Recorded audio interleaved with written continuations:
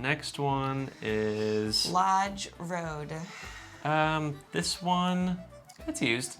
It's another one that's been used a lot for 76. Okay.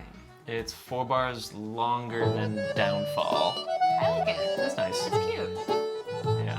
Right now it's sitting above Bugle Harbor for me. And maybe even above Piper. Worth mentioning, I'm just gonna throw it on for a hot second, Am I gonna like this one? is a 76 is also really nice. A lot of space. So it's got a lot of things, got a lot of facilities. It's interesting. I like it. I think we put it bottom of A, top of B. Above Wandering Musician. I mean, I really, really liked it. So yeah, I'm down. I'm okay with that. Yeah. A tier, Lodge Road.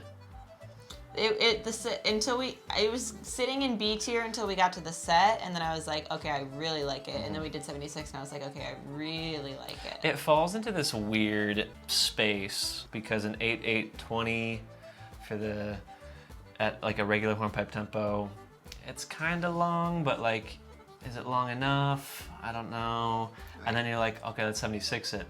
Well, now it's like really long. Now it's 16 bars by 40 bars. Like, so it's like, it's either too short or too long. And for some, it's fine, but like, that's why, you end up not really seeing it too much. But it's about the tune. But it's great. We're judging the tune. Judging the tune. Not how long the tune is. Well, I mean, like, that has why, a little bit of effect. I mean, you hear Vanishing Late nonstop, but like, you don't hear Lodge Road too often, and I'm kind of just like explaining why. Right. It kind of falls into that when you're deciding on a set. You're like, is it gone too long, too short?